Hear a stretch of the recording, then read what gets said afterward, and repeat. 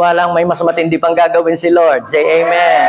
Sabihin mo sa iyong katabi, maniwala ka.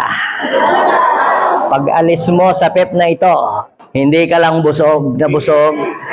Sabihin mo nga sa iyong katabi, naniniwala ako na mayroong dakilang bagay na mangyayari sa iyong buhay. Amen. Sino po ang naniniwala doon? Say amen. Yan. Ang pamagat po ng mensahe na aking ibabahagi po sa bawat isa sa atin ngayong araw na ito ay stretching beyond comfort zone. Meron nung estudyante na taga Batangas, ngayon ay napagalitan ng teacher kasi dumating ho sa school ay late na. Sabi, "Hoy, kulas! Bakit gaiki nga ngayon dumating? Kanina pa kami nagkaklase." Sabi ho ni kulas, "Ay ma'am, nawala ho kasi yung 1,000 ang ale." "Ay bakit? Tinulungan mo maghanap?" "Hindi po, niyapakan ko po yung 1,000. Inintay ko pang makalis, tsaka ho ako pumibaw." Sino po dito ang naniniwala that great things are waiting for you beyond your comfort zone? Sabihin mo sa iyong katabi with declaration, with faith, with boldness, I believe great things are waiting for you outside of your comfort zone.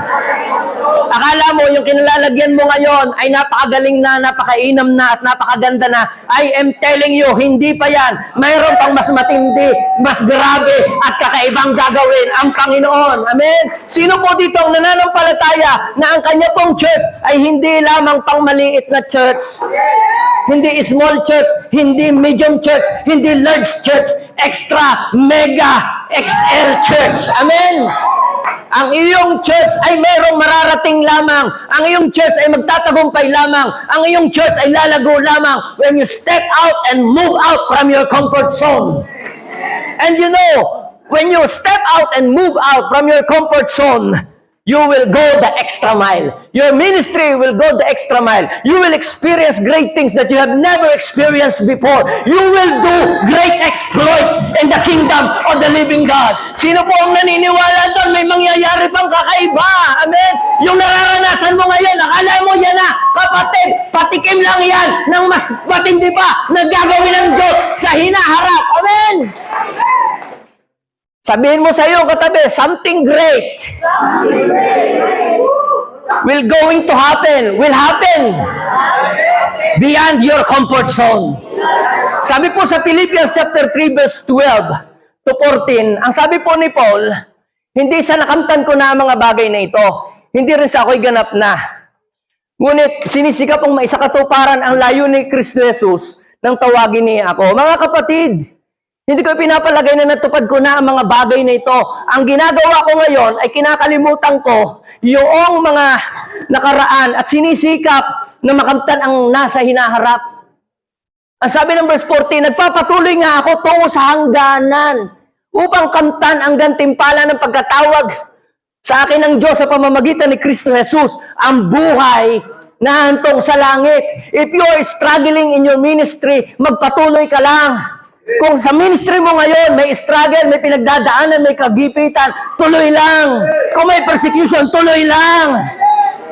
Kung meron ka ngayong problema, tuloy lang. Bakit? Sapagkat ang dulo ng pupuntahan mo ay langit. Amen? Sabihin mo sa iyong katabi, basta siguraduhin mo lamang na ang destiny ng pinaggagawa mong yan ay langit. Why? Pagkat ginagawa mo lang yan para magpasikat ka, para ma-impress lang si Bishop, para lamang ikaw ay sumikat, I am telling you, baka sa langit-langitan ka mapunta, hindi sa langit. Amen? Sabihin mo sa iyo, katabi, basta siguraduhin mo lang na ang destination mo ay langit. Hindi langit-langitan. Alam niyo po mga kapatid, it is impossible to stretch out beyond our comfort zone if we are dwelling and holding on our past. Kaya sabi nga ni Paul, ganito hindi sa nakamtan ko ng mga bagay na ito, hindi rin sa ako'y ganap na. Ang ginagawa ko ngayon ay nililimot ang nakaraan at sinisikap na makamtan ang nasa hinaharap. Bakit? Mga kapatid, because God calls us not to stay where we are, but to keep moving forward. Why? Sapagkat tayo pong lahat, mga kapatid, ay tinatawag ng Diyos na umalis sa lugar kung saan naroon tayo ngayon. Marahil ikaw nag-i-enjoy, nangihinayang, ay paano na itong aking, marami na akong kakilala, marami na akong mga nag-build na relationship. Di po ba minsan ang hirap pong umalis sa ganoong kalagayan? Lalo na kung ikinangungupahan, tapos 20 taong ka nang naroon sa inuupahan mong yun. Di po ba? At na-enjoy mo na lahat ng kalat at lahat ng mga amoy doon sa lugar na yon, ay parang ikaw hinahanap mo na yung ganong kalagayan. Pero I am telling you, nabasa ko po sa Bible, doon po sa aklat ng Genesis, chapter 45, verse 20, noon pong si Jacob ay masyado siyang, yung bang nalulungkot sa pagkawala ni Joseph, ang tagal na niyang, dinadamdam yung ganun pong sitwasyon. Hindi niya alam na si Joseph pala ay pinromote ng Lord, dinala sa Egypt at siya po ay nag-rule doon. At ngayon po, yung po mga kapatid niya ay sila nagpangilala na. At ang plano po ni Joseph, yung kanyang buong pamilya ay dalahin doon sa magandang kalagayan na kanyang kinalalagyan. Ay yung kanyang tatay, gipit na nga, hirap na nga, ayaw pang umalis doon. This is the revelation. Ang sabi po sa aklat ng Genesis 45 verse 20, huwag ninyong panghinayangan ang inyong mga bagay na iiwanan doon sapagkat mas maina, mas mabuti, mas maganda ang ibibigay kong lugar sa inyo dito. Kaya sabihin mo sa iyong katabi, huwag mong panghinayangan. Kung tinatawag ka ng Lord sa lugar kung saan nag-i-enjoy ka na, sa lugar kung saan masaya ka na, I am telling you, may mas maganda at mas hindi. Grabe pang ibibigay si Lord. Akala mo yun na, pero hindi pala yun. May mas matindi pa pala doon. Amen? Nung ako'y nasa tanawan, akala ko yun na eh. Ay, ako'y komportable na doon. Siyempre, ako'y assistant, ako'y katulong ng pastor. Pag humahayo, hindi naman ako nagpipreach, siya yung nagpipreach. Kasarap ng buhay. Pagka may mga taong dadating doon, may mga problema, may mga away na mag-asawa, siya ang humaharap. Ako nandun sa kumusok. So, siya ang namang problema, hindi ako. Ay, napaka-komportable ng aking kalagayan. Pero ako'y naglilingkod sa Panginoon. Pero, sabi ni Bishop, Cleo, dadalayin kita sa dagupan. Ako ho ay kinabahan. Bakit? Parang ako ay napamahala sa lugar na yun. Ayaw ko hong umalis. Bakit po? Kasi komportable na ako doon eh. Ano pa maghahanapin ko? Ako naman naglilingkod na sa Panginoon. Di kayo parehas din. Basta taglilingkod sa Panginoon. But I am telling you, gusto ng Lord na i-level up. Kung naglilingkod ka na ngayon sa Panginoon, gusto ng Panginoong i-level up pa yung iyong paglilingkod sa Kanya. Now, kapag sinabi po natin comfort zone is a place where you are so familiar with your surroundings that you feel comfortable and secure. Maaring ikaw ngayon nag-i-enjoy na diyan sa iyong trabahong yan dahil matagal ka na diyan. Ang hirap talagang umalis doon sa lugar kung saan ikay komportable na. Sa totoo lang, kami po ay nakapito yatang lipat bago kami nagkabahay. Mula ho doon sa bianan ng aking asawa. Ang hirap pong umalis. Siyempre, hindi ka na magbabayad ng kuryente. Hindi ka na bibili ng ulam. Hindi ka na magsasaing. May nagsasaing na ang iyong bianan.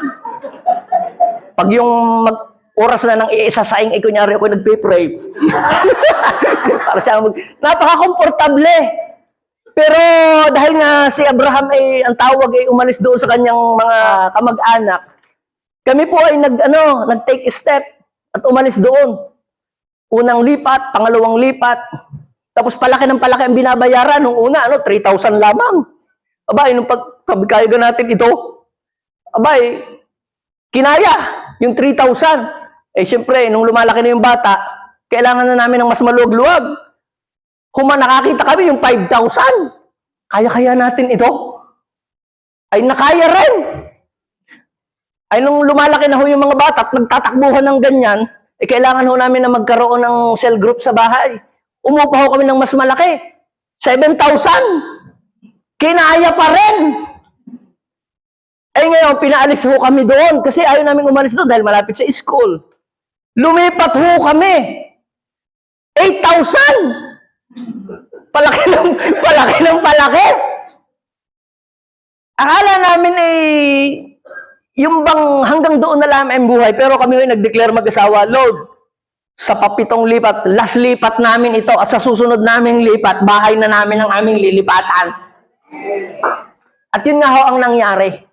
Now, the reason why many people are enjoying, sila'y masaya na doon, ang isa pong dahilan ay yung takot. Ang comfort zone is a place where you are so familiar with your surroundings that you feel comfortable and secure. Yung bang sinasabi mong, okay na ako dito, ayos na sa akin ito. Basta ako'y may kinakain 3 times a day, ay ako'y happy na. Alam niyo po, sa unang tingin, parang ikinapaka-humble. Pag meron kang kinakain 3 times a day, kung nagsusulo ka sa buhay, pwede yon. Pero kung meron kang 5 anak, at may mga apo pa, ay hindi kakasya yung 3 times a day na pagkain lang mo pang iyong sarili. Ibig sabihin nun, selfish ka. Pagka okay lang sa akin, yung meron akong kinakain 3 times a day. Ala, basta ako'y merong 30 miyembro. Tama na yun. Ito, i-maintain ko na lang. Yun nung kasama kong pastor dati sa Tanawan. Ay, ang sabi, alam mo, Brother Cleo, basta ako'y merong 30 miyembro, ay masaya na ako at i-maintain ko na lang yun hanggang sa pagbabalik ng Panginoon. Alam niyo po, mga kapatid, napag-isip-isip ko na kahit kailan hindi natin kayang i-maintain ang 30 tao hanggang sa pagbabalik ng Panginoon. Yung 30, yun ay pwede pang mabawasan at pwede pang malagas. For some reason, aalis at aalis yun. Yes, naniniwala kayo? For some reason. Kung yan ay mga senior na, baka kukuhanin na ni Lord pagka matagal-tagal pang mga after 10 years. Ha? Yung iba diyan, mag-aaral sa Maynila, mag-aaral sa ibang lugar, magninegosyo, mag-aasawa sa ibang lugar. Anong mangyayari dun sa iyong 30? Baka ano na yon, maubos na, baka ikaw na lang natira, baka nga pati ikaw, mawala na rin. So, dapat tayo ay continuous ang pagpuproduce, ang pagre-reproduce until the coming of the Lord Jesus Christ. So, mga kapatid, fear is the number 1 reason for staying in the comfort zone. Yung takot kang mabash, takot kang ma-persecute, takot kang humawak ng responsibilidad, takot kang gumastos, takot ka baka ma-reject ka, baka ikaw ay iban ng body of Christ, hindi ka tanggapin. Kaya dahil ayaw mo na ikaw ay mag-solo, ay di mag-i-enjoy ka na lang doon sa gayong sitwasyon mo. Dati po noon, ako po ay nag-join din sa gathering ng mga body of Christ, ng mga kapulungan, ng mga kapasturan, doon po sa sa Dagupan. Ang ginagawa lamang po namin tuwing Lunes, di nagkakape-kape, ganun-ganun lang, kwentuhan. Tapos ang kanila po mga usapan, kahit ako hindi ako nangangarap ng ng mga mega church na ganyan. Ganun po ang kanilang mga usapan. Ako naman, ang lagi kong prayer, Lord, make my church like a mega church, yung palakihin, padamihin ang mga gawain. Ay sila po'y kontento na sa gayon. Kaya ang ginawa ko po, ay ako'y humiwalay na. Hindi na lang sumapi. At di hinaya ko na lang sila. At ako'y nag-concentrate na lamang doon sa ipinapagawa ng Panginoon sa akin. Alam niyo ho, after many years, nagkita-kita kami, nagtanungan, nagkumustahan. Yung kanilang mga church, gayon pa rin. Ako, meron ng 32, 34 na mga gawain sa Pangasinan. I have 65 pastors there na lahat ay may hawak ng gawain. Pero yung mga taong lagi kong kasama dati, gayon pa din sila. Hanggang ngayon, nagkakapi-kapi pa rin. Yung nga hong ibay ko na nervous na. Puro kape. Ay, kape na nga sa Batangas. Ay, pagdating din sa Dagupan, yung magkakape pa rin. So, ano pong ibig kong sabihin? Fear is the number 1 reason for staying in the comfort zone. Kaya kung takot kang mabash ng body of Christ, takot kang ma-reject, takot kang ma-persecute, yan ang magpipigil sa iyo para ikaw ay umalis doon sa iyong comfort zone. Ang comfort, mga kapatid, yan ho ay blessing. Yung meron kang komportableng higaan, meron kang komportableng isinusuot na damit, Merong komportableng lugar kung saan nagwo-worship tayo at nakikinig ng salita ng Diyos. Blessing yun. Nagaling sa Panginoon yung comfort. Pero kailan hindi nagiging mabuti ang comfort para sa atin? Pagka yung comfort ay humahadlang na sa iyo, sa iyong pagsunod sa Diyos.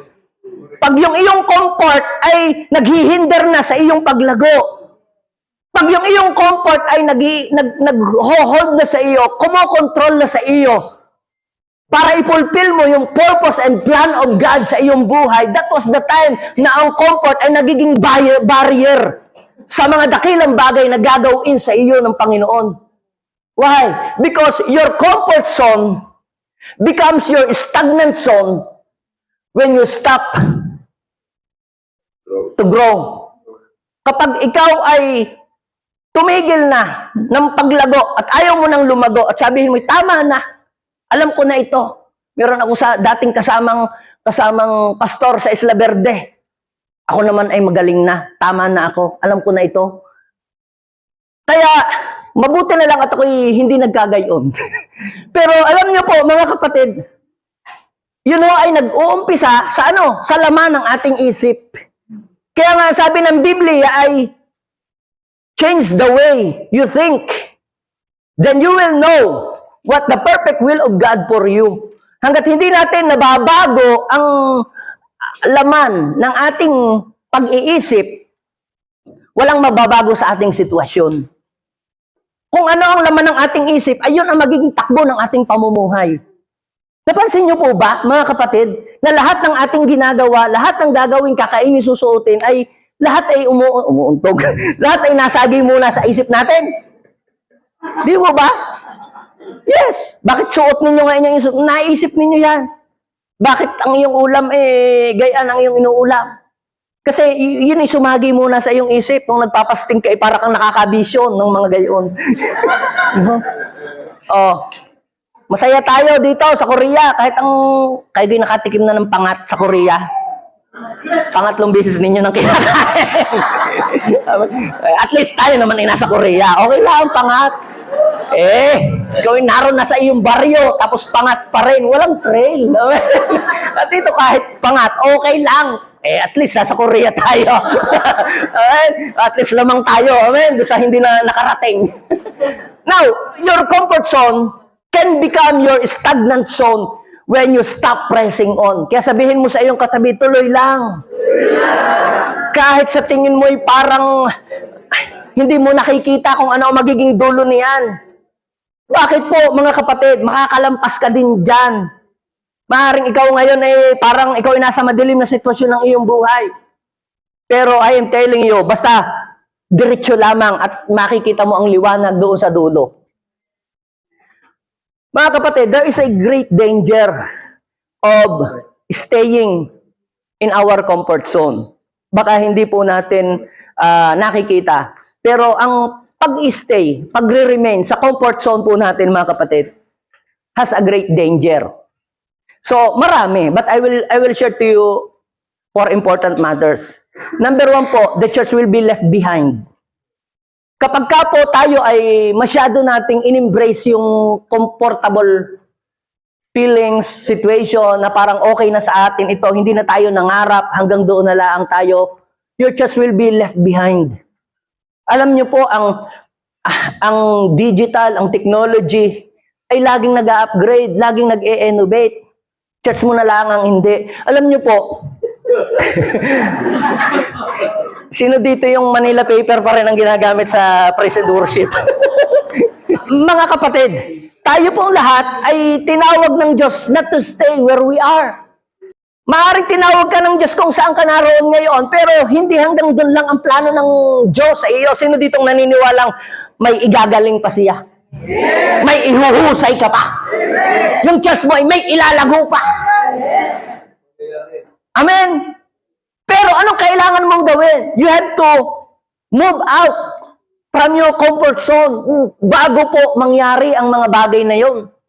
Kinakailangan tayo ay may gagawin, may aalis tayo. Hindi madali ang umalis sa comfort zone. Pero kapatid, kapag umalis ka doon, mag-uumpisa ng kikilos ang Diyos at gagawa ng mga bagay na hindi pa mo pa nararanasan dati sa iyong buhay. So, your church will be left behind. Alala niyo po ba yung CDR King? Sikat dati yan sa Pilipinas. Halos lahat ng mall, may CDR King. Talagang pinipilahan ng mga tao. Yan itindahan ng mga accessories.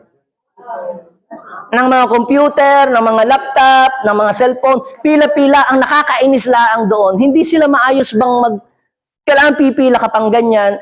Before the pandemic, unti-unting umuusbong na yung e-commerce and digital marketing. So, nung time na yon, umuusbong na ang e-commerce, ang digital marketing. Ngayon, nagkaroon po ng pandemic, di ba? Parang sila'y nawili na doon sa mall. Lamang na nasa mall laang.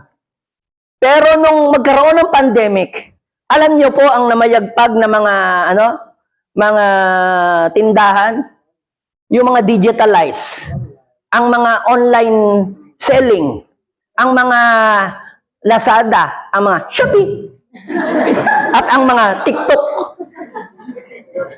Hindi ko nga maintindihan yung aking mga anak binigyan ko ng tig 1,000 at bili na kayo ng sapatos, bili na kayo ng damit.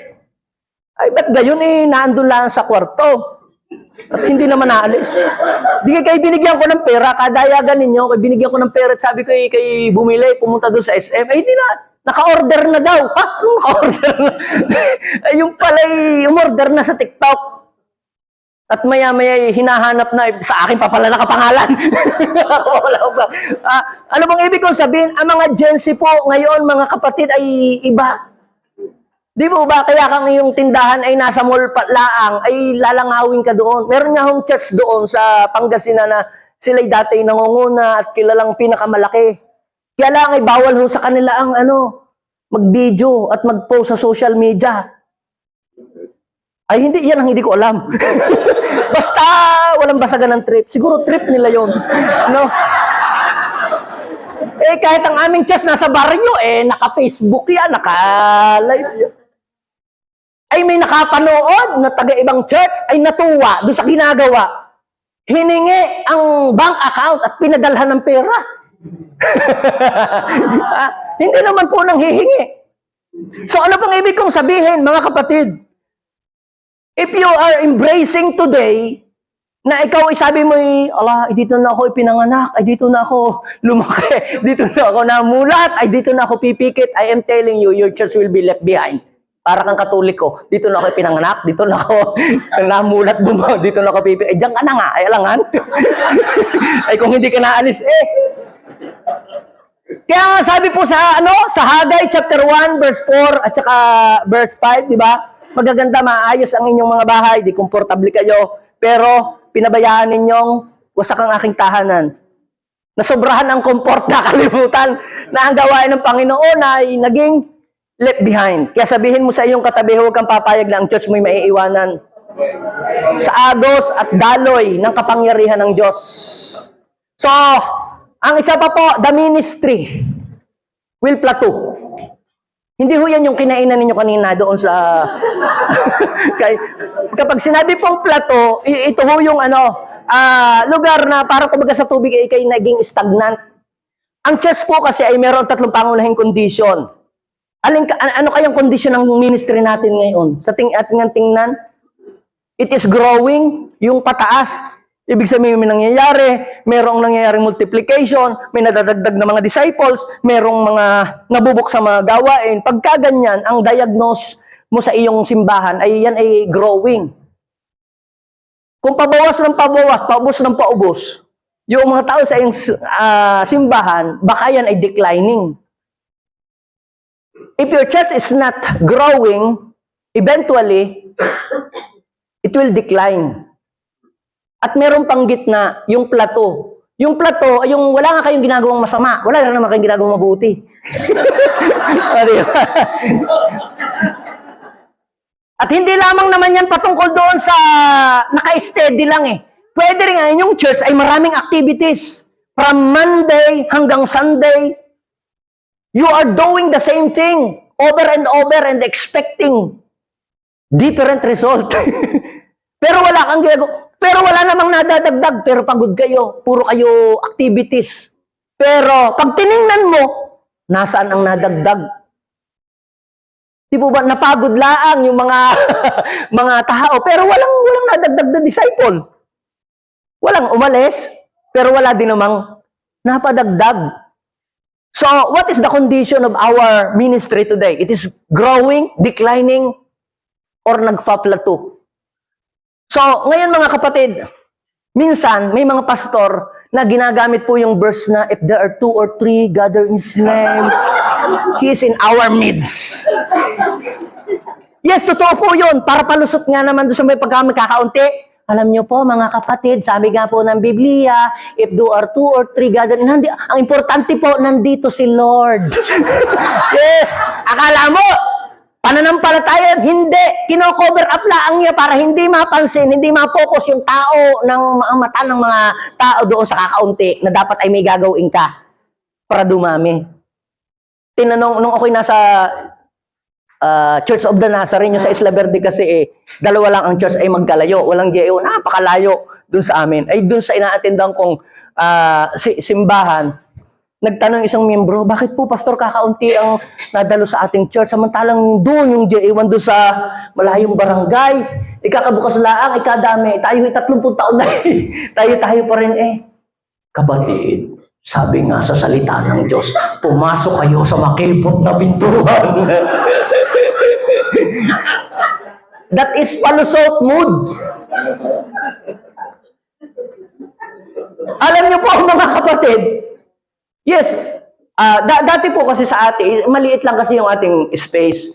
Kaya ang ginawa po nating move doon, kasi pag isa lang ang service po ninyo sa inyong church, ibig sabihin nun, isa lang ang pintuan na bukas para makapasok ang mga tao sa inyo. Kung may dalawa kayong service sa church, ibig sabihin may dalawang pintuan na pwedeng pumasok ang mga newcomer sa inyo. Tapos wala pang mga small group. So ang ginawa po natin ay minultiply natin in different location ang mga gawain. Ay lahat ay nalago at nadami. Dahil napupuno po yung aming worship hall, ginawa ko pong 2 service. Tapos napupuno pa din, sabi ko, gagawin natin may 2 service. Naku, yung mga tatanghali ng mga gumising, nag-second service lahat. Kami lang yata ni Mrs. at nung aking anak ang na-attend. Parang sabi nung aking mga worship lead, Pasto, pag-isahin na laang natin. Sabi ko, hindi! Kung gaano kadaming bakante ang inyong nakikitang upuan, ganyang kadami ang darating na mga taong dadalhin dito. Hindi ako nagsabi ng, if there are 2 or 3. Di syempre, nag-i-stir up ka ng ganoong faith. Alam niyo, pagkalipas ng mga ilang buwan, na puno nga. Puno yung first service, yung second service. Yun yung aking bayaw ng aking asawa. Ay, ang hinahakot na mga kamag-anak, mga kapatid niya, yung ganang 10 magkakapatid. Kasama pa ang asawa. Ay, dinadala doon, gamit yung service. Minsan nalilate pa, dahil yung ganang bago pa makaligo yun, kung iisa lang ang CR. Late. Sabi ko, kayo'y magbukas na doon sa inyong lugar ng church. Ay, kadami ninyo, isang kongregasyon na Aba, nagbukas nga ng church. Naubos ho yung isang row na ganito. Ubos na bakante. Sabi ko, bakit ko nga baga nasabi pang gayon? Iba rin kasi ang feeling ng pastor pag maraming nga medyo talagang masiglang mag-preach para nasa mega church din. Pagkakaunti na ang miyembro ay isang verse na lang po ang aking sasabihin. Wala ko dito yung aking papatamaan. Sa susunod ko na lang ituturo. Isang verse na ngayon. Ito ang magandang nangyari. Nag-open ang church, lumago. Una, nasa kawayanan, nasa ilalim ng mga puno, nakita ng may-ari ng laboratory doon sa kanilang lugar. Ipinagamit yung kanilang warehouse na pinagtatambakan ng kanilang mga gamot. At hindi pa nasiyahan, nagpatayo ho ng building. At ang second floor, ipinagamit ng libre sa JA1. At nagpapakain palagi. Ang believer ho, iyon. At pinagawaan pa ng ano ba yun? Yung Panaflex. Signage. Ay, ang tenang yun, mga kapatid. Those things will happen only when you move out of your comfort zone. When you get out of your comfort zone, yung mga bagay na hindi mo dati nararanasan, ay iyong mararanasan kapag umalis ka sa iyong comfort zone. So, ang isa pa pong danger, mga kapatid, ay you will miss the great move of God. Naalala ko nung si Bis, di po ba? Noong nando pa tayo sa former church, ang daming na-amaze sa deliverance. Yung manual pa nga yung deliverance noon amaze na amaze. Pinipigang kita ng suka, kalamansi, suka. Ay, talaga namang talagang ano na yun? Kumbaga sa computer, Pentium 1 pala ay manghang-mangha na ngayon, i-digitalize na hindi, lalo na. At nung nag-decide si Bishop na lumarga sa ipinapagawa ng Panginoong Hesus, ay mas pinili ng udang, manatili na laang. Bakit? Baka ma-persecute Bito ko aalis pa dito. May tinatanggap na namang kinsinas katapusan. dito na tayo. Ito yung matagal na 30 taon na. Ayun hindi mo pa alam kung anong mangyayari. Kasi, ang sabi, yan hanggang 3 buwan laang. Tapos nung maka-3 buwan, ma-break yung 3 months. Ay, yan hanggang 1 year lang. Ay, nung ma-break yung 1 year, ay, yan hanggang 2 years. Ay, break ng break. Dire-diretso. Alam niyo po, hanggang gano'n na lang sila. Pero hindi nila nararanasan ang ating nararanasan. Hanggang tingin na lang. Now, ano po ang point dito? Nung panahon po ni Jesus, nung nagpe-perform na siya ng miracle, sa John, chapter 12, verse 42 and 43, ano po ang makikita ninyo doon? Maraming mga Jews, maraming mga Hudyo po ang naniniwala kay Jesus Nananampalataya, palihim lang. Hindi nila magawa ito in public na bulgar. Kasi pag ikaw ay followers, believers ka ni Jesus, magiging uncomfortable ang iyong buhay. Kasi lagi ka pipersecutin, i-reject ka ng mga tao. Kaya sa kanila, mas gusto nila na ang tao ang kanilang i-please. Kasi pagka po sila'y talagang inilantad nila ang kanilang sarili, na sila'y followers po ni Jesus, na believer ni Jesus, hindi sila tatanggapin ng mga Pariseo sa kanilang mga sambahan. Kaya mas pinili na lang nila ang manatili. Ayaw nilang i-reveal ang kanilang faith kay Jesus. Sabi pa naman ni Jesus, magagawa ninyo ang mga bagay na ginagawa ko, tigit pa sa rito kung kayo nananalig.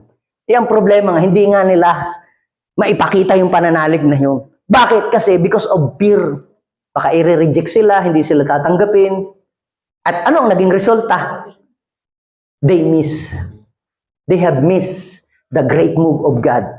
Kaya nga doon sa Lucas chapter 4 verse 25 to 27 sasabihin ninyo ang ginawa sa ibang lugar, nagawin mo din dito sa amin. Sa dinami-dami ng balo sa Israel, walang pinagaling. Doon pa sa Sireptang taga-malayo, pinapunta at ginawa ng miracle. Na-miss ng mga tao. Doon, sa kanila. Dapat sila ang makaranas nun. At dinami-dami ng may ketong sa Israel, walang pinagaling doon. Sinaaman pang taga doon sa malayo ang pinagaling ni Eliseo. Na-miss nila na dapat sana'y para sa kanila yun. Sila dapat ang makaranas noon. Pero dahil ayaw nilang umalis sa kanilang comfort zone, na-miss nila. Now, aside from that, you will become vulnerable to sin. So, ulitin natin. Number 1, anong danger? The church will be left behind. Wala naman sigurong gusto ditong maiwanan ang kanyang church. Pangalawa, your ministry will plateau. Ibig sabihin, wala nga nangyayaring masama, wala din naman nangyayaring maganda. Parang lukewarm. Di ba kayo ang sabi ng Biblia? Sa Revelation 3:15-16, ay alam ko ang iyong ginagawa. Alam kong hindi ka mainit, hindi ka malamig. Pero dahil ikay malahininga, ay ikay aking isusuka. Kaya ang lukewarm believer has not a place in the kingdom of God. Walang lugar ang mga lukewarm sa kaharian ng Diyos. They are not part of advancing the kingdom of God. Eh, paano magiging bahagi kung ikay isinuka? Kaya sabihin mo sa iyong katabi, dapat ikaw yung nagpapasuka. Hindi ikaw yung maisuka. Ay, delikado yung kapag ikaw ang isinuka. Okay lang na ikaw ang nagpapasuka. At ang pangtatlo, you will miss the great move of God. Sino pong masaya dahil siya ay nakakasabay sa pagkilos ng Diyos? Natatanggap natin ang ganitong kilos ng Diyos sa ating buhay. Ay, noong una po ay hindi ko rin tanggap noong una. Ano gayan at pati mga kaluluwa pinatatanggap na ni Bishop. Nung unang ano ko hindi ko pa una tanggap yun. Pero hindi ko ni-reject. Ayokong ma-miss ang kilos ng Diyos, baka ako maging left behind. Basta sabi ko, Lord, iparanas mo sa akin. Pag uwi ko sa amin, ako'y ibig sabihin napasama sa preaching, hindi naman kasali sa mensahe. Kasi Mother's Day. Ang tinuro ko yung yung the real mother. Yung dinag-anan ng kanyang ng kanyang ina, yung kanyang anak, tapos pinagpalit na patay at buhay. Bakit ang conclusion ko ipagpe-pray ang mga mother para sila'y pagpalain? Biglang nasabi ko, sino ho dito ang mga nakuna ng anak at naagap? Nagpuntahan, pati yung aking bianan na yun. Ay, naministeran ko yung aking biyanan, naministeran ko yung mga First time ko doong nakaranas ng kaluluwa, tumanggap sa Panginoon, pati yung anak, kompletos, recados. At mula ho noon, in-embrace ko po yun. Bakit? Hindi ko siya ni-reject.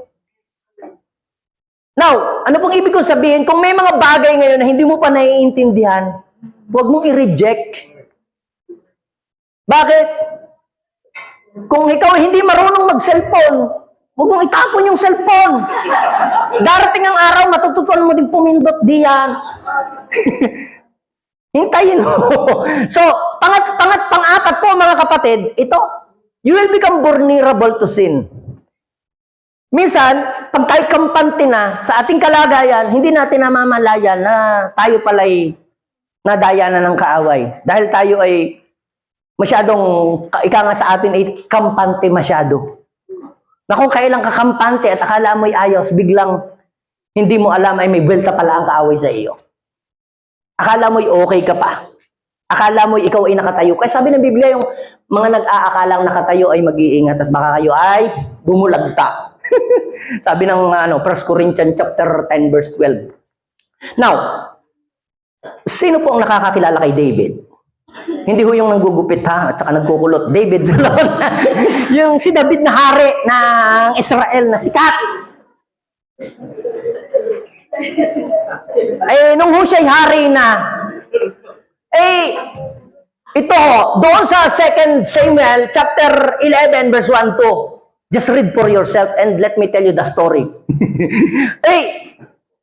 Panahon ng gera, season ng labanan. Ika nga'y hayuhan tayo, hayuhan mode. Pero ang ginawa niya, hindi na lang siya sumama. At sabi ay Joab, ikaw na lang. Ako'y tutulog na sa palasyo at manunood ng Netflix. Ay nakakatulog nung nanonood ng Netflix. Paggising nung alas 4 ng hapon, umakyat sa bubong. At nung siya ho ay nasa bubong, nakakita ho siya ng naliligong babae sa banyo. Walang bubong. Nakakita siya ng naliligong babae sa banyo. Bathsheba. Naliligong babae sa banyo. Hindi na get, nagluluding pa yung iba. Mahina ang signal. Yun ang ibig sabihin noon.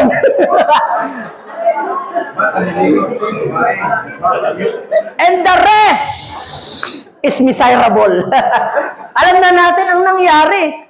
Kung sana siya ay humayo, kung sana siya ay tumupad ng ipinapagawa ng Panginoon, ay baka siya ay hindi nakagawa ng kasalanan. Pero dahil in-embrace niya, ay okay na ako dito. Ito ba? Sila na lang. So ano po ang nangyari? Siya po ay nag-fall sa kasalanan. Yan ho ang mga dangers na pwedeng maranasan ng isang tao kapag siya nag-stay sa kanyang comfort zone. At hindi ko nadadagdagan. Baka tayo tumagal maigi. Now, how can we get out of our comfort zone? Paano ba tayo makakaalis doon sa ating comfort zone? Alam niyo po, sabi ko nga po sa inyo, hindi madali ang maglipat ng titirahan, lalo na't ikaw ay nawili na malapit ka sa mall, di ba? Ganun. Sa bawat paglilipat naman, dagdag pa ng dagdag ang mga gamit. Ay, ang hirap. Ang dami mo ng mga na-develop na relationship doon sa iyong mga kapitbahay. Sanay ka na doon sa paligid-ligid. Ang hirap. Number 1, kailangan po pala na gawin natin ay we have to develop the characteristic of a new wineskin. Kung babasahin natin yung Lucas chapter 5, verse 37-39, wala daw hong naglalagay ng bagong alak sa lumang sisidlan. Bakit? Kasi kapag gayon ang ginawa, pasasabugin, wawasakin noong bagong alak yung old wineskin. Kasi yung mga bagong gawa na mga alak, yan ho'y nahilab. Habang tumatagal, yung nahilab, nagkakaroon ng fermentation at nagkakaroon ng pressure sa loob. Kaya dahil yan ay nagkakaroon ng pressure sa loob, yan ho'y bibintog. Kaya dahil yung luma ay brittle, malutong, at naglalaban siya, kasi pinipigilan niya yung paghilab. Kaya anong mangyayari? Hindi din naman papayag na hindi siya hihilab. Ay mag-aaway yung dalawa, biglang mawawasak yun. Matatapon. Kaya sabi, new wine must be put into a new wineskin. Dapat ilagay yung bagong alak sa bagong lalagyan. At wala daw hong makakatikim. Wala daw hong makakagusto na tumanggap ng bagong alak kapag natikman ang luma. Sasabihin nila, the old is better. Mas masarap ang luma. Kaya kita niyo yung sanay doon sa old ways of doing ministry. Turuan mo ng discipleship. Mas maganda yung noon. Di ba, Revito? The old is better. Di ba? Pero gustong lumago. Pero ayaw umiiwanan. Hindi, mas maganda kami yung kami lang ang nagsasalita. Di ba? Di ba ba? The old is better. Kaya ang hirap turuan ng discipleship yung mga old wineskin generation pastor. Mas magaling pang magsimula ka sa zero. Kaya sabihin mo sa iyong katabi, dapat you must possess the characteristic of a new wineskin. Why? Sapagat ang bagong pagkilos po lagi ng Diyos, sa bagong pagkilos na ginagawa ng Diyos, yan ay laging nangangailangan ng new mindset, new heart. Kaya ang bago ang iyong puso, bago ang iyong kaisipan. Why? Because an old wineskin represents to a person who is unwilling to change, unwilling to adjust, unwilling to be stretched. Hindi! Ito na ang kinasanayan namin. Ganito na kami. Nung mamatay ang aming mga ninuno, ganito na.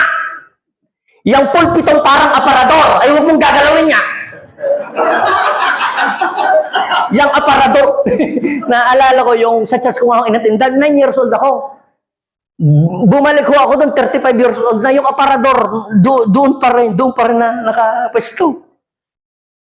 Ang kinakanta, buksan po natin ng ating mga imnaryo sa bilang 7.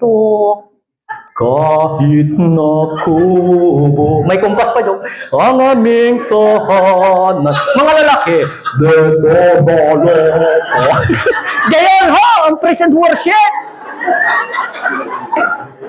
Kaya kung kayo hindi mapagkakatulog, bagay sa inyo yung simbahan gayon. Gayon ho eh. Kaya, kapag ang ating style ay parang makaluma, yung old wineskin pa tayo, hindi natin ma-attract ang mga new generation. New wine must be put into a new wineskin. Anong ibig kong sabihin? Hindi ko sinabing palitan mo na ang misis mo ng bago. Hindi yun ang ibig sabihin. Alisin mo yung lumang katangian, kumbaga lumang pagkatao, lumang old beliefs. Amen? Niliteral. Yung lumang pagkatao, yung lumang paniniwala. Even si Jesus, noong siya'y pumunta dito sa lupa, ang dala niya ay change. Kaya nga sinasabi niya, ang bagong alak, ito'y bagong pagkilos, ay dapat ay ilagay sa mga bagong lalagyan. Kaya nung si Jesus ay tumawag ng disciple, hindi niya pinili yung mga Bible scholar, yung manami ng mga alam ng mga DVD, mga may PhD, except si Bishop yun, ha, hindi kasali doon. Hindi pa naman si Bishop noon ipanganak.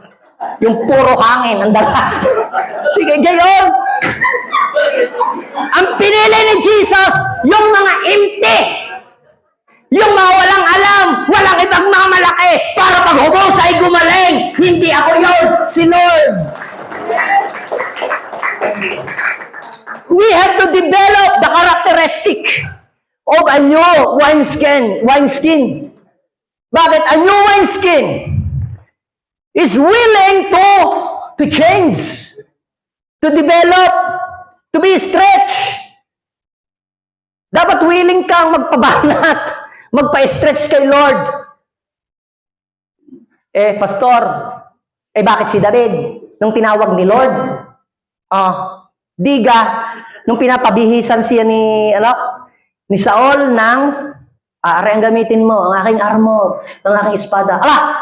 Nung isuot ni David, hindi ako sanay diyan. Di rin at ako'y sanay din aray ang aking gagamitin. Now, I am telling you, kung saan ka talaga tinawag at saan ka sanay, doon kasi simulang gamitin ng Diyos. But I am telling you, listen, pero hindi ibig sabihin na mag-i-stop ka na doon. Basahin niyo sa Biblia. Pagkatapos ng kanyang laban kay Goliath, David put down his slingshot and begin to learn how to use the sword. Kaya nga siya ay nag-OJT Nagtagadala ng na hindi pa siya maalam matalino. Kasi alam niyo, may mga espada laang noon, yung mag-ama, si Jonathan at saka si Saul. Yun laang, ay anong ginawa niya? Matalino. Kaysa magre-renta pa, kinaibigan si Jonathan. Nabasa niyo ba sa Bible yun? Kinaibigan! 1 Samuel chapter 18 verse 4, basahin mo doon. At yun, dahil magkaibigan, pinahihiram na lang siya. Libre, natututunan niya paano humawak ng sword ng armor. At pansinin natin, mga kapatid, hindi siya nanatiling slingshot habang buhay. Tirador. Kaya maraming pastor hanggang ngayon, pag nagpipris, tirador.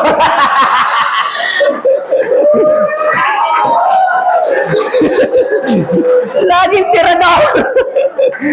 Kaya sabihin mo sa iyong katabi, now is the time to learn how to use an updated sword. Di mo ba?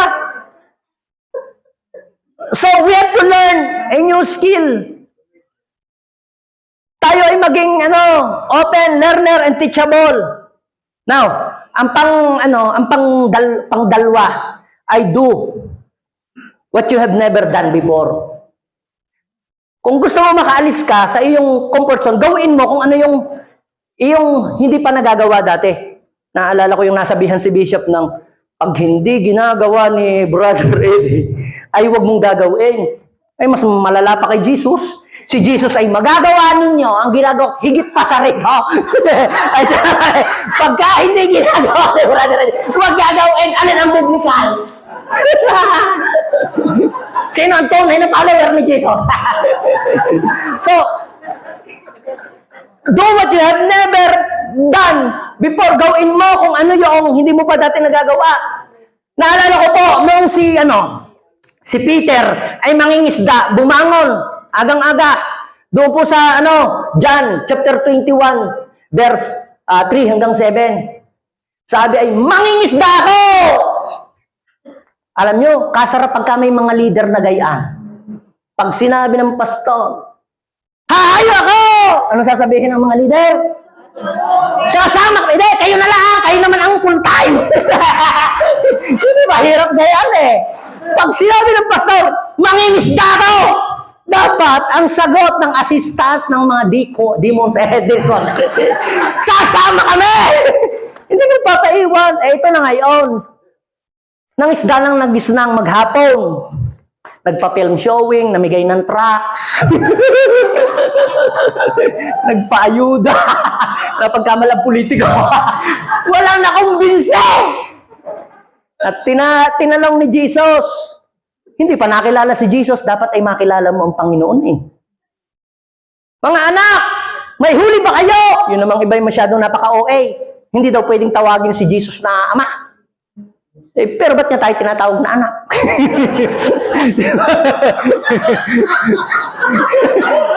Ikaw ba, pag sinabi sa iyo ni Bishop na, anak, ikaw ay magpatuloy sa Panginoon ha? Yes, brother. Bigay, ikisasagot ng, opo, daddy, opo, tatay. Bigay ganyan. May huli ba kayo? Sabi sa Pangasinan, angga po! Wala! Kasi sa Pangasinan, yung wala ay meron ay wala. Kay Ellen pumunta doon, may sibuyas gaho kayo, wala. May sibuyas gaho, wala. Dati lagi wala sibuyas. Hindi, yung wala sa amin, meron. Kaya katindi yung pananampalataya sa Pangasinan eh, kahit wala ay meron. May huli ba kayo? Wala! Ano sabi ni Jesus? Ano sabi ni Jesus? Ihagis ninyo ang lambat sa kanan. At ito yatang si Peter Kaliwete. Laging pakaliwa ang hagis. Hindi, ari ako sanay eh. Kaliwete kasi ako, kaya pakaliwa lang yung hagis. Eh wala namang nahuhuli. If you are doing the same thing over and over, gumabastos ka sa pagpapiprint ng tracks at wala namang nabubor, naging kahit isa, baka naman pwedeng ayain mo na lang sa Starbucks, huwag mo na ipag-print ng tracks. Baka pwede yun. Pwede yun, di ba? Ngayon mamigay ka ng tracks, itatapon lang eh. Magpasini ka sa barangay ng pelikulang Jesus, walang manonood. Eh, nakikita na sa YouTube eh. Baka po pwedeng ibahin na. We have to change our strategy, develop a new strategy, learn a new skill, try a new approach, change the method but not the message. Tama. Nung ako'y magbe-birthday last year, sabi ko po, ay Lord, gusto ko naman gumawa ng bagong hindi ko pa nagagawa dati. Pag nagbe-birthday ang tao, hindi nadadagdagan ang kanyang buhay. Pabawas ng pabawas.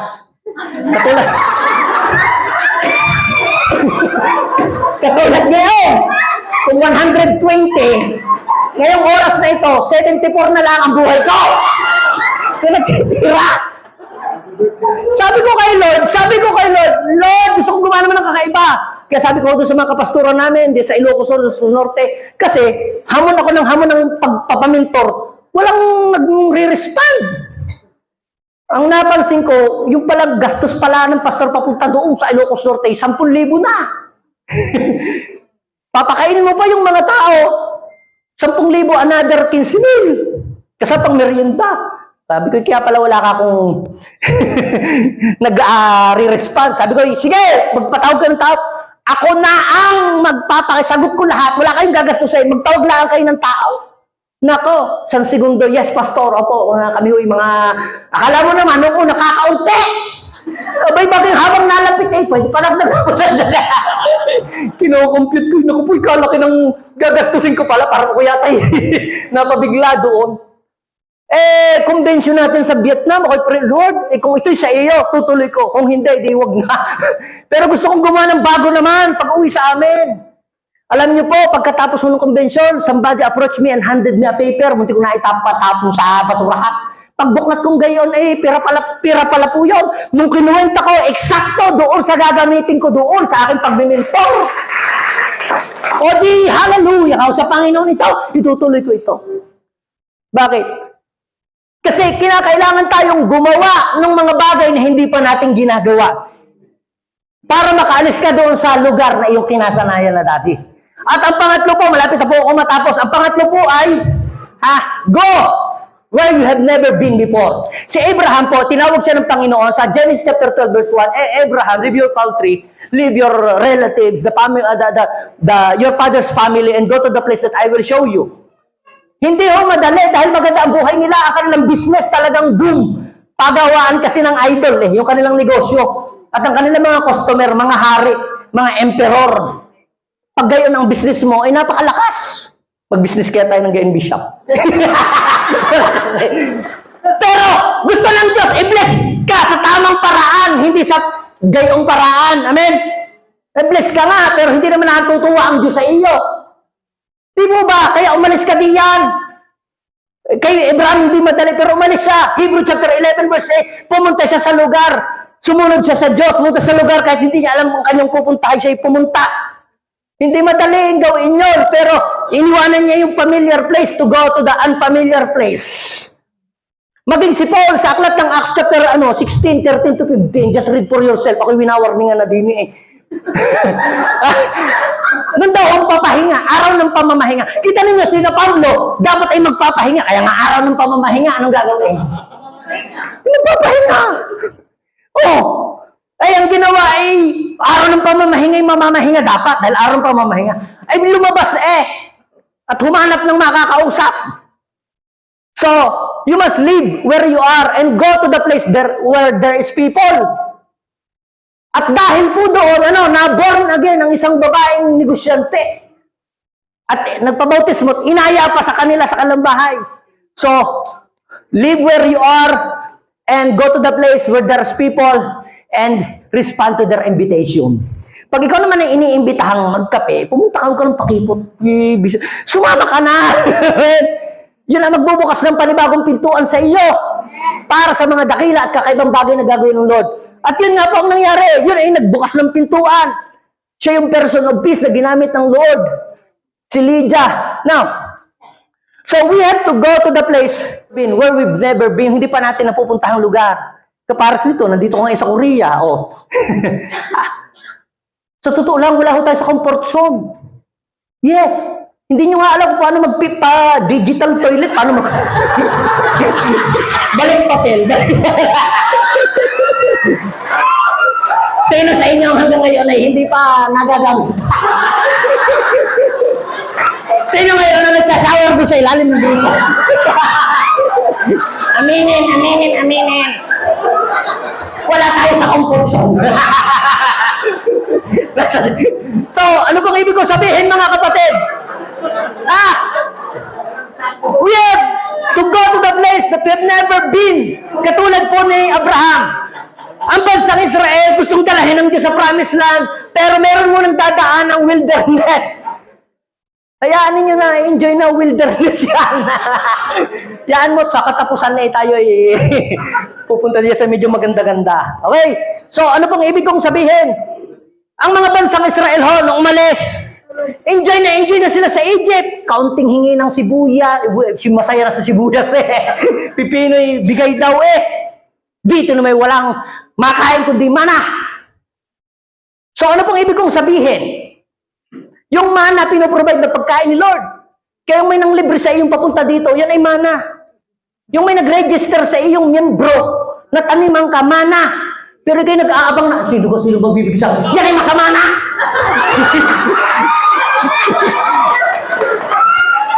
Ito na ngayon, may problema. May dagat dito, bundok dito, tsaka may humahabol na Bombay. Ginsan pala, maniningil. Hindi alam ko sa pupunta. Takot na yung mga tao. Ano ang payo ni Moses sa kanyang miyembro? Mga kapatid, sa Exodus chapter 14, 15, mga kapatid, all you have to do is to keep still. Pag ikaw ay pastor at ang payo mo lagi sa iyong miyembro ay, manalangin tayo. Magpari ka na! Huwag ka na pastor! Prayer is very important, but prayer alone is not enough.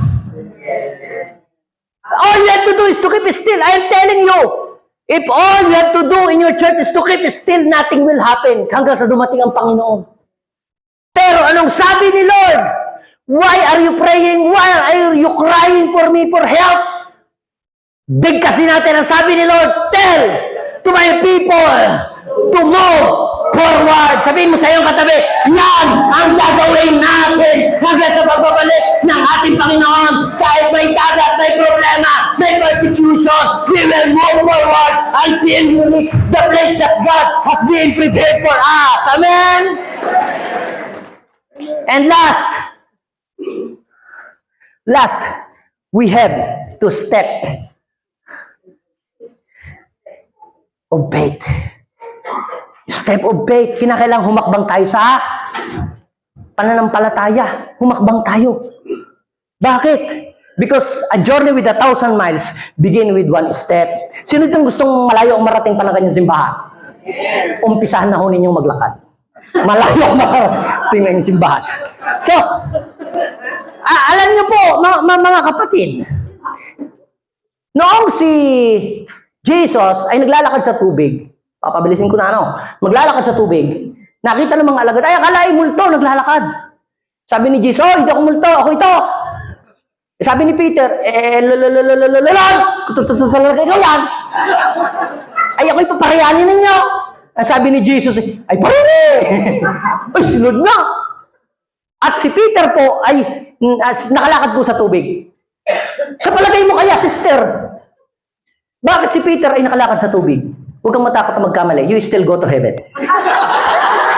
Sa palagay lang, mabilisan dali. Ako minawar niya mo. I-pause mo na dahil tinatanong kita eh. No. May pay. Ikaw, sa palagay mo po. Sa palagay niyo po. Yan. Okay. Huwag mo na tanong yung iba. Baka naman ako yung pagalitan ng alaga si Gabor. Alam niyo po, may faith din naman yung 12 eh. Nagpe-perform nga ng miracle, nagpapalayas ng demonyo eh.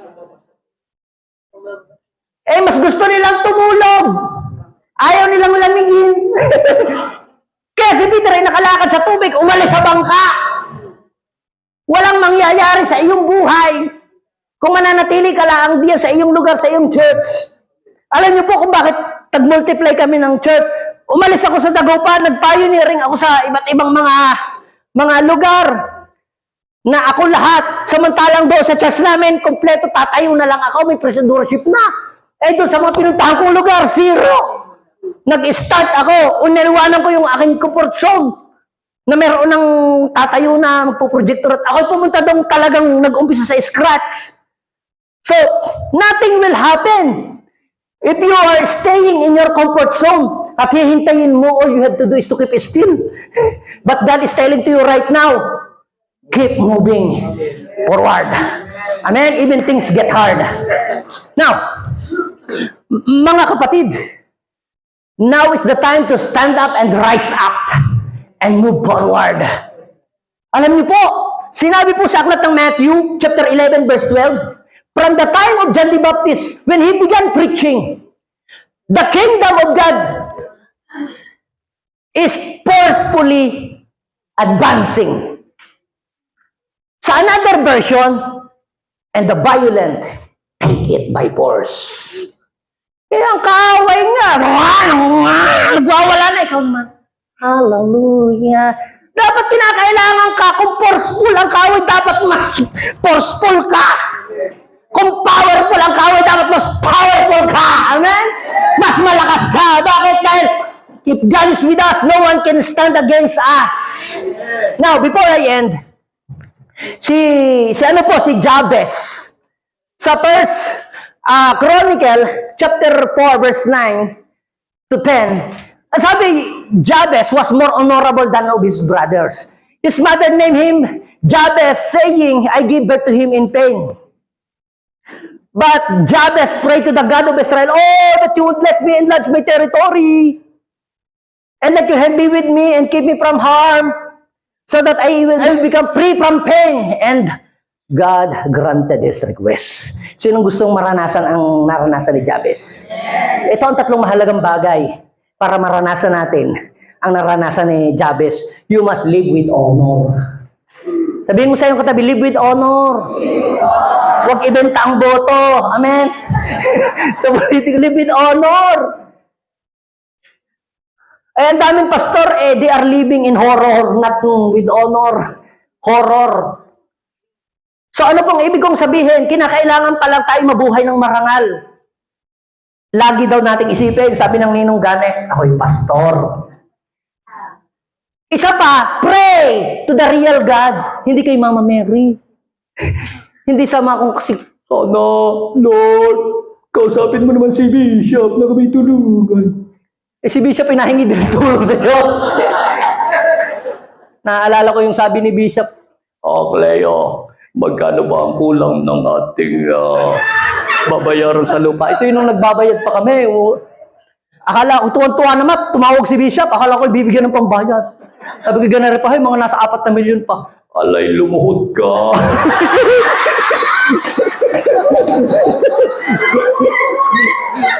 Noong unay, parang gusto ko nang mabackslide eh. Pudpud na nga, Panginoon ng aking tuhod kaluluhod. Lord, sabi ni Bishop, lumuhod na, hindi ko lumuhod. Aba, sa awa ng Diyos ay natapos ho namin. Now, the point is this. Pray to the real God. At merong real answer yun. And last, ano po ang kailangan natin gawin? Don't be afraid of responsibility because the greater the ministry, the greater the responsibility. Pag malaki ang ministry, malaki ang responsibilidad. Yung iba, ayoko ng mega church, maraming problema, mega din ang problem. Sadya! Diga? Pero ang alam ko, mas malaki ang ministry, mas malaki ang parangal na tatanggapin ni Lord. Mas maliit ang church, maliit lang ang glory na mabibigay kay Lord. Ganun po ba yun? And the Lord granted His request. Alam niyo ba't ginrant? Ang purpose ni Jabez sa kanyang paghingi ng malaking territory, hindi para sa sarili niya. Sa 1 Chronicle chapter 2 verse 55, alam niyo kung sino ang pinatira niya sa kanyang mga lupa? Ang mga scribes. Sino ang mga scribes? Ang nag-iingat ng mga scripture during that time. Sila yung nagsusulat, sila yung nagtuturo sa mga tao ng salita ng Diyos, ng mga banal na kautusan. At saan sila nakatira? Sa lupa ni Jabez. Kapatid, the Lord will enlarge your territory if your territory will give a highest glory to the living God. Sabihin mo sa'yo katabi, the Lord will enlarge your territory. Now, before we pray, before I end, ako muna ay magmamagic. Sige, tatawagin ko itong aking dalawang sakristan. Yan, ako ito in-import ko pa. Macaroni, spaghetti. Picture mo naman. Mga kapatid, sino ang naniniwala ba kayo? Hawakan mo naman, sayang ang bayad ko. Hindi naman, hawakan mo ng ayos. Kapag ito ay inilagay dito, kaya-kayang i-contain ang dami nito ng lalagyang are? Kaya. Sige. Subukan nating ilagay. Ilagay mo po, sir. Abu Dhabi mo sa Pajera. Labo linaw. Abu Dhabi Jera mo sa Pasarja. Oh! Bakit tumigil na siya? Alam niyo si Lord, tumitigil ng pagbuhos ng pagpapala paggawa ng himala. Hindi dahil wala na siyang himala, naubos na. Hindi dahil wala na siyang maisalin. Dahil wala na tayong mapaglagyan. Ano ang dapat nating gawin para maranasan natin ang matindi at mas grabe at kakaibang gagawin pa ni Lord? You have enlarged your capacity to receive. Sabihin mo sa iyo katabi, enlarge your capacity to receive. Come on, rise up. Stand up. Come on, come on, come on. Sino dito gusto niyang masalo ang gagawin ng Diyos sa kanyang buhay? Enlarge your capacity to receive. Think big, dream big. Bakit? Kasi may malaki pang darating. Amen? Are you ready? Are you ready? Now is the time to leave your comfort zone. Now is the time to leave the old things behind. Now is the time to step out of our comfort zone. Lord, thank you so much. We believe that beginning today, nagsisimula na kaming humambang. Mula ngayon, iiwanan na namin ang luma para hakbangan ang panibagong journey na lalakaran namin to advance the kingdom of the living God. Oh, rabashika baba. Sige, open your mouth, open your mouth. Kung ano ang gustong marating mo sa ministry ngayon at pinaglilingkuran mo, gagawa siya ng higit pa sa nangyari at ginawa na niya dati. Yes, yes. Hallelujah, hallelujah. Sige, come on. Rise up. Yes, come on. Hallelujah. Lord, hindi kami mapayag na ang aming church ay mananatiling ganun pa rin. Lord, stretch our faith, oh God. Lord, we are willing to receive a new wine. Lord, we will possess the characteristic of a new wineskin, oh Lord. Lord, kami magiging willing, handang tumanggap ng panibagong bagay, God. Hindi kami magpapaiwan. Patuloy kaming lalangad, Panginoon. Papunta tayo sa lugar na aming pupuntahan at aming aabutin. Lord, samahan niyo po kami, Panginoon. Thank you, Jesus. Thank you, Holy Spirit. Our church will go the extra mile. Your businesses will go the extra mile. Your ministry will go the extra mile. You will experience great things that you have never experienced before. You will do great exploit for the glory of the living God. Hallelujah. Thank you, Lord. Thank you, Holy Spirit. We give you praise. We give you honor and thanksgiving. Hallelujah.